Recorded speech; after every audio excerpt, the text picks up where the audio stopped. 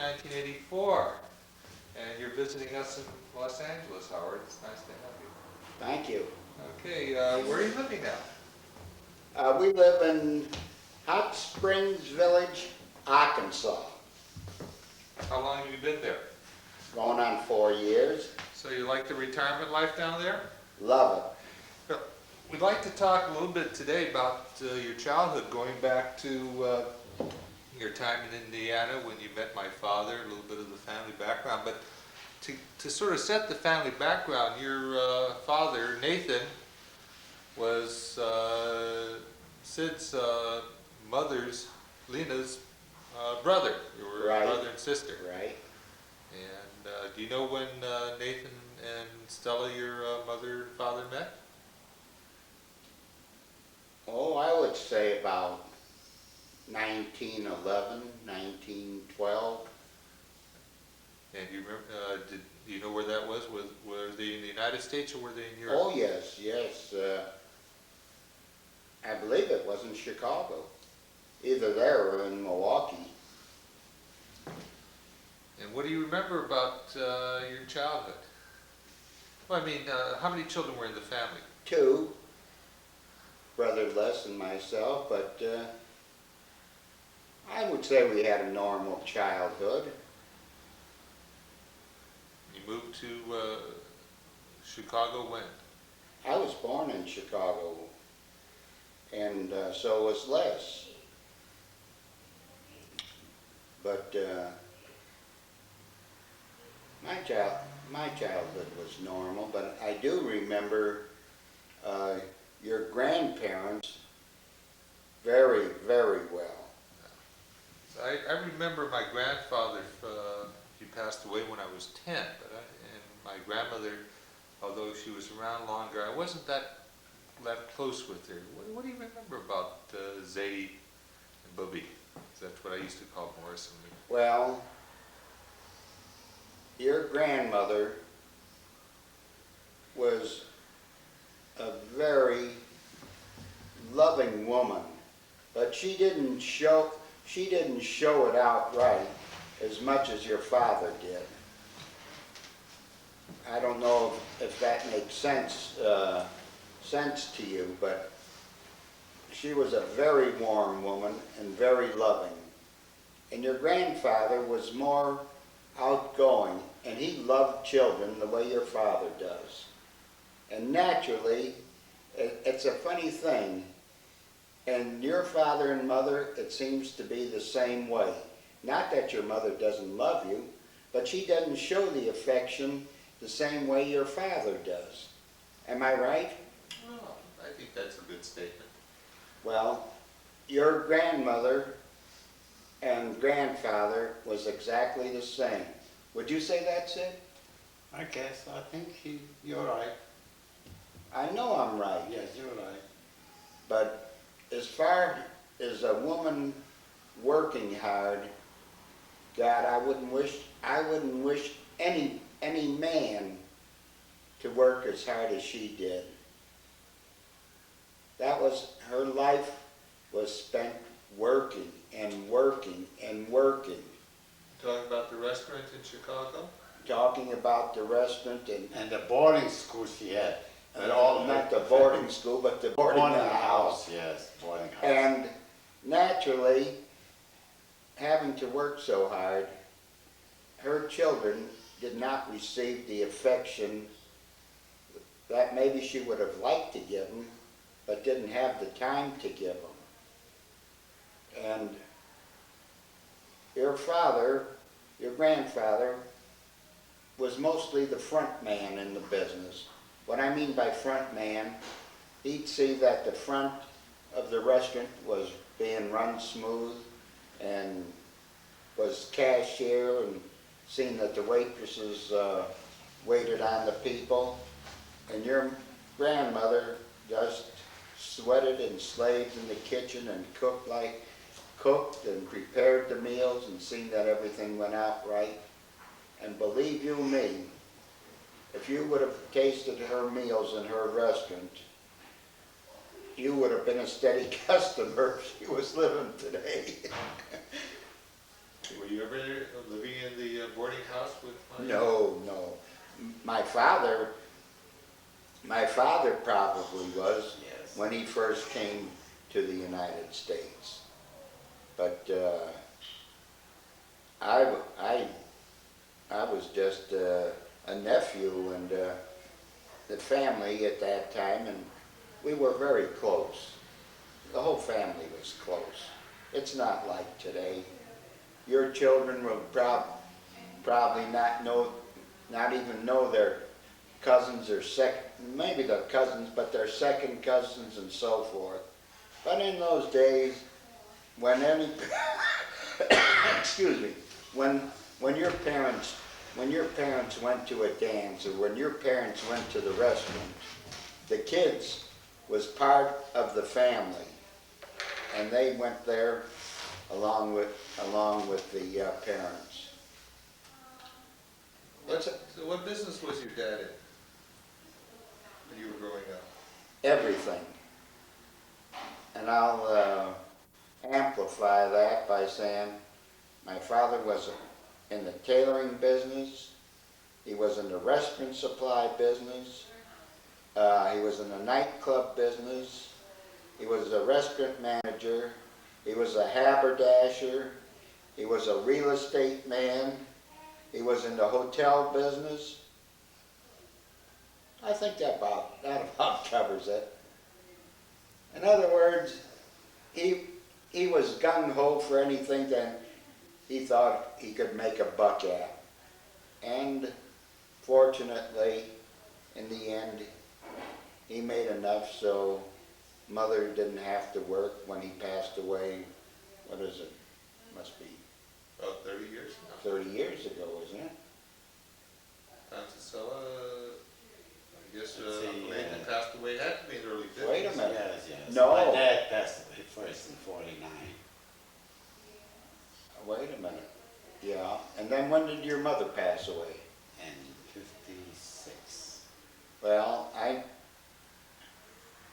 remember, Or 54. I you don't know, I think 54. I'm going to bring up an incident that you never knew.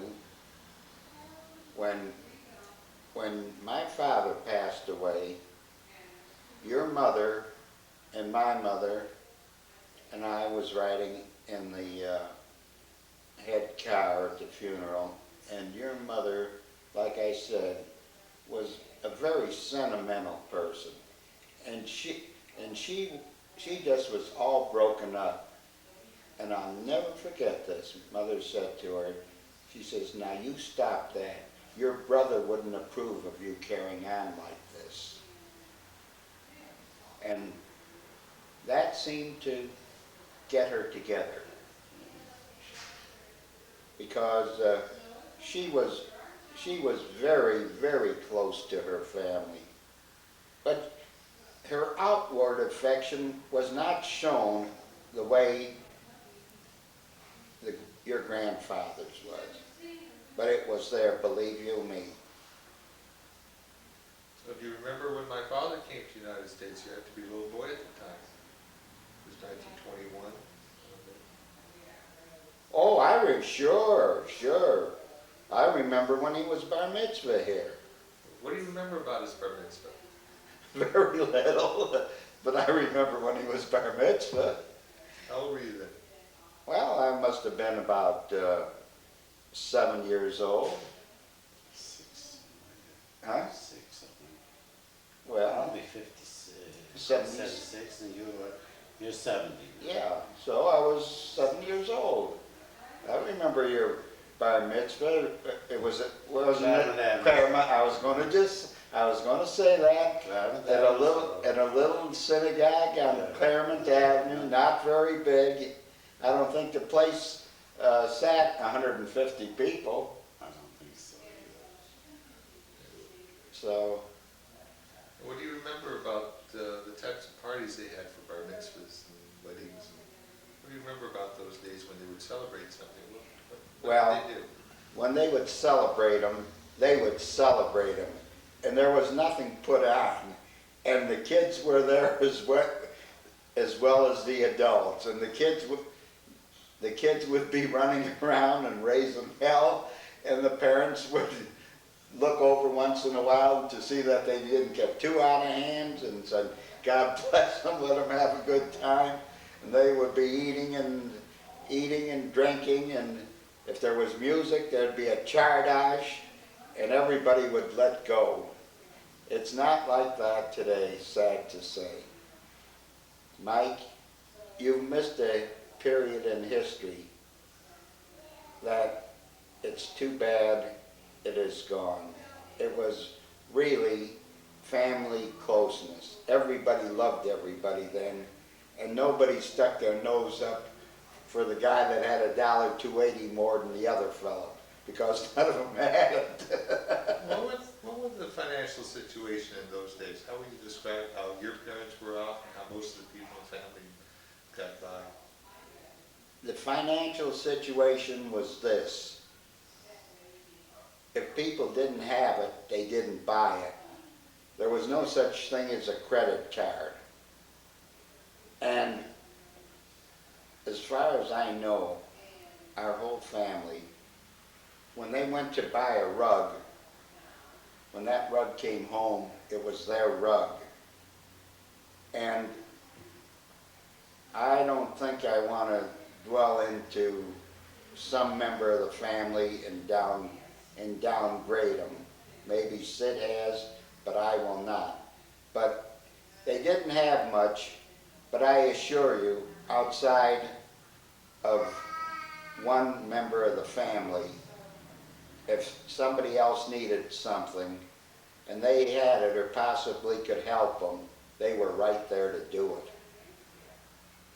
So there's a lot of family support. One member helped the other.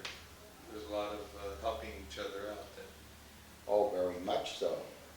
A family was a family in those days. You know, the main thing that Howard doesn't recall is when I came out, mother still had about 2 or 3 boarders, members of the family, lived there as boarders. They worked and they came to eat. And we were, I think, on the 3rd floor at that time. I don't remember. On the 3rd floor. But I do remember when they opened the first restaurant on the 2nd floor. Then they opened up a restaurant on the 2nd floor. Hashkovich, I slept with Hashkovich. Nate Hashkovich. Yeah. I slept with him till we got married. Yeah, well, I remember him very vividly. And of course, at that time, all Rosie Rosenthal, his father, Uncle Aaron, and most everybody in the family, Molly and Mary, and they came out to this country. The place they went to first Was your mother's? was my Tante Lincoln's place. That's Hey, right. Mary, who is Mary? Mary's still alive, Mary Moskowitz. I don't know if she's alive, but That's what I heard. She lives in Chicago. I don't think I know Mary. do you remember Esther Brotman? No, I don't remember. See, that was Well, the that's too daughter. bad. She passed away. And then they had also Esther Brotman, then they had, what was his name, the boy? Wilbur. Wilbur. Wilbur still lives in Chicago, but he's got a, I think he was working for the Chicago Times. no, he had a shoe. Oh, that outlet. was gone long ago. Is that so? And then he went to work for the Chicago Times as an artist, and then I believe he went to work for Oscar. This Oscar Brotman is Was Esther's husband. Esther's husband, and he was a theater Manager. manager and owned theaters in Chicago, and he's very friendly with the upper crust of Chicago. People like Irv Cup's in it. I don't know if you ever heard of Cup's column. No, I haven't. Well, Irv Kupson is probably the outstanding columnist in the newspaper world. He's the Walter Winchell of Chicago. And he's a close friend of Esther's. He was a close friend of Esther's and Oscar, and they were in his column all the time. But we're getting off the subject. But There is no particular subject. they were, her and her husband were prominent people in Chicago. Well, the Brotmans were prominent because the brothers, Dr. Brotman was the one who started the hospital in Los Angeles. And he's the one that built up what's called today the Brotman's Medical Center. And Brotman Memorial Center, right? Yeah. that's it. That was his brother. That was his brother. His brother. So what do you remember about what happened to people when they came to the United States, when the immigrants came in? What was the reaction of the family? Welcome. What happened? Welcome with open arms.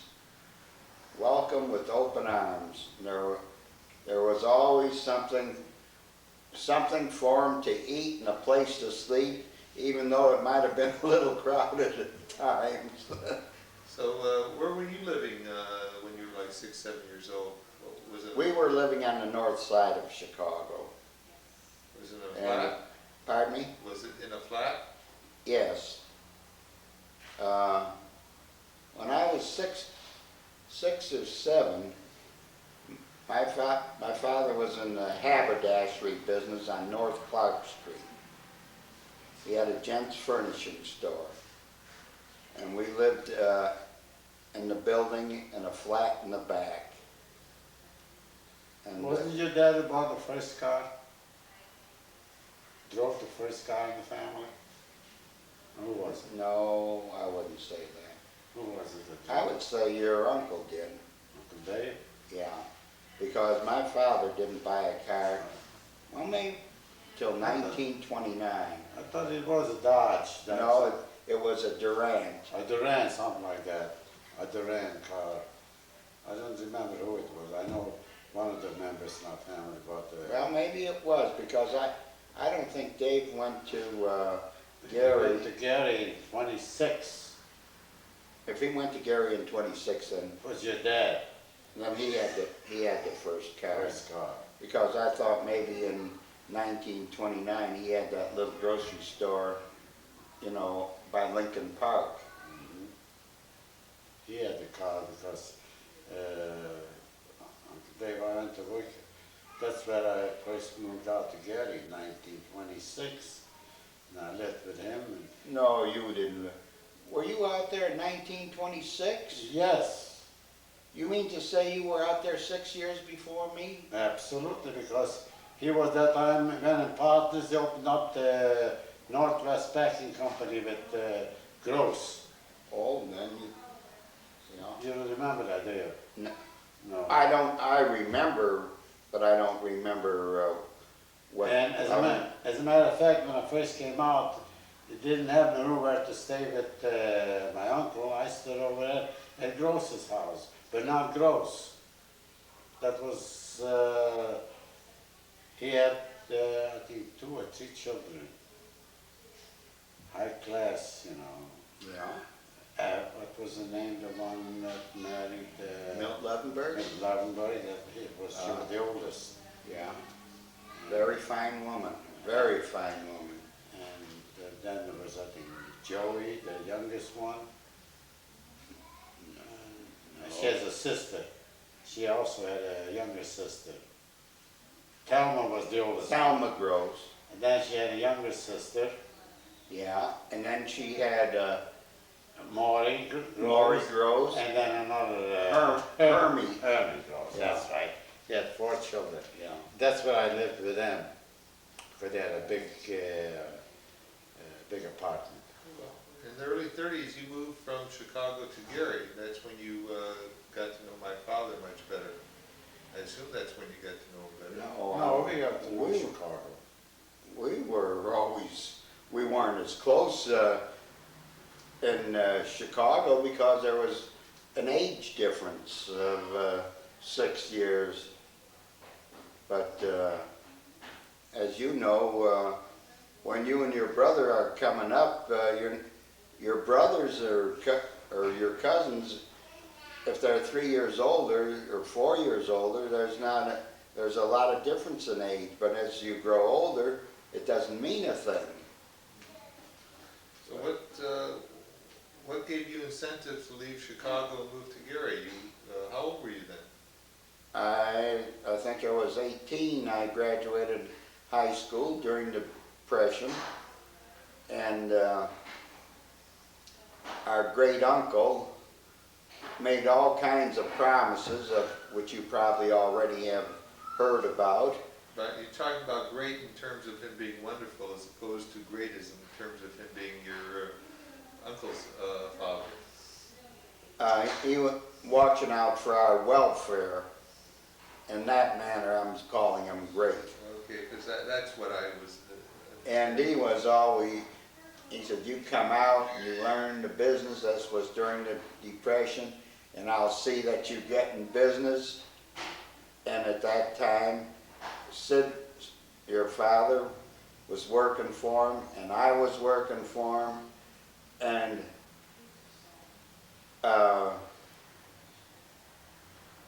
slavery was supposed to have gone out with the Civil War. But when you worked for him, it was still slavery.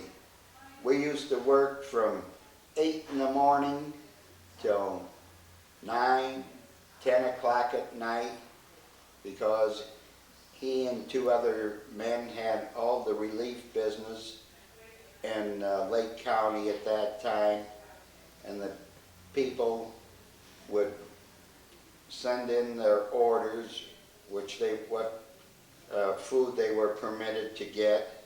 They would write them down, and we would fill them after business hours. What I mean after business hours, after the store was closed, and sometimes it'd be 10, 11 o'clock at night. Sundays, we were supposed to be closed, but we'd work a half a day, and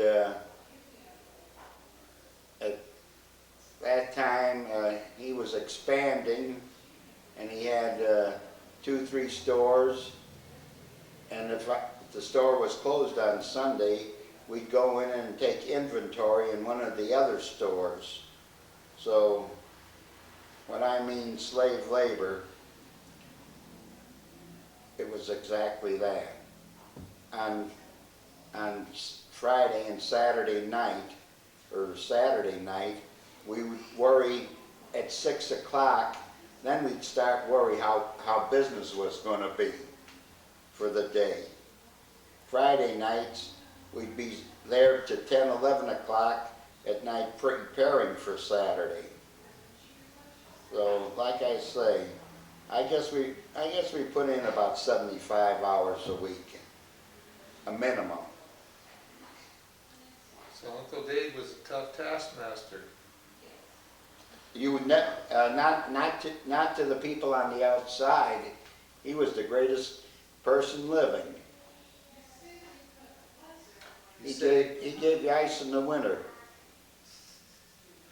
You said he made promises about putting in business. What were those promises? Well, this has nothing to do with Sid, but I'm sure in his briefings he talked about Jimmy Roth. Am I right? Right. Now I think you had already left, Gary, and there was a person there. He said, after you learn the business, you will have it. I'll see that you go in business. And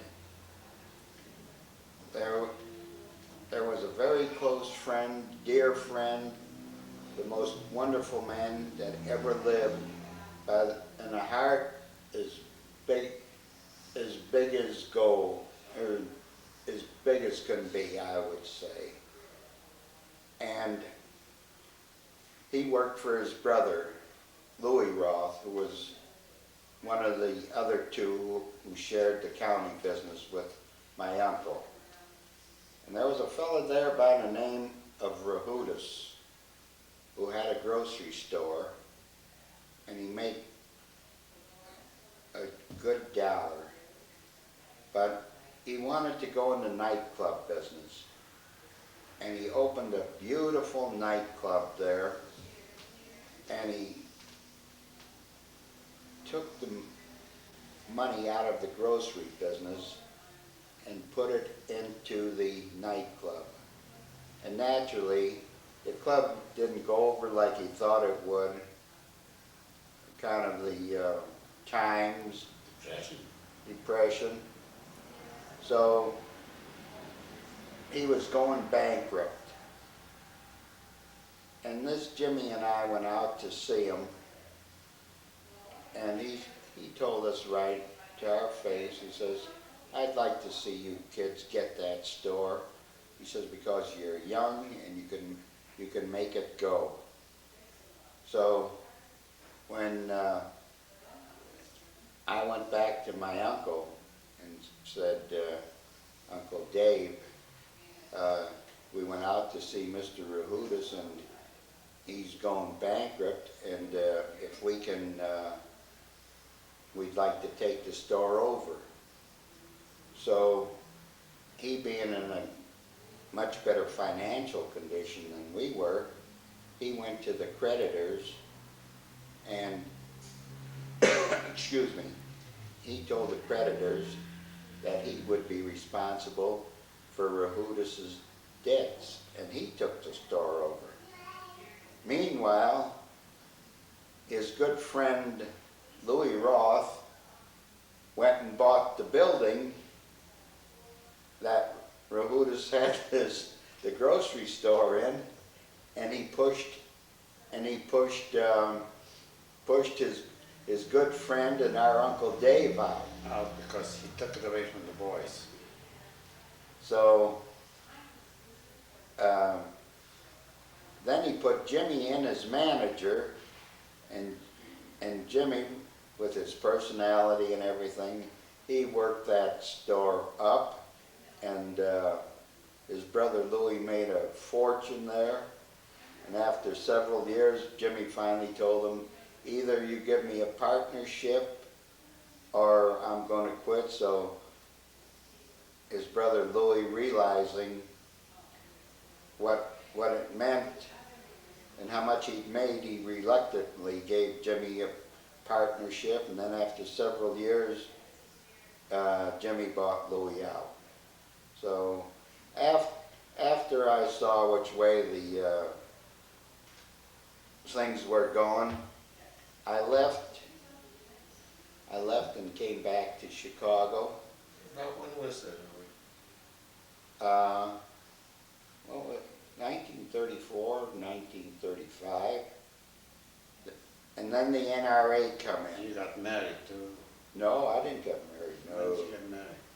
I didn't get married till 1939, 1940. Then the NRA came in. So our dear uncle calls up my father, and he says, "Why do you go back to Chicago?" He says, "Tell him," he says, "I want him to come back here. I'll be good to him. I'll take care of him." And he says, "He don't have to work so hard because the NRA came in and you weren't supposed to work so many hours or not." And meanwhile, this cousin of mine, who was a pain in the butt to Sid and I, was growing up. Jerry or Sam, which one? Sam. And Dave opened another store out in Glen Park called the Baim. So I was looking after that store. In other words, I was supposed to be the half-ass manager, you might say. And all the dirty work was passed on to me. I'll explain what I mean by dirty work. He would hire the people, and when it comes to firing, if he wanted to fire somebody, that would be my job. And at that time, there was a party, had been a party in young people in Gary.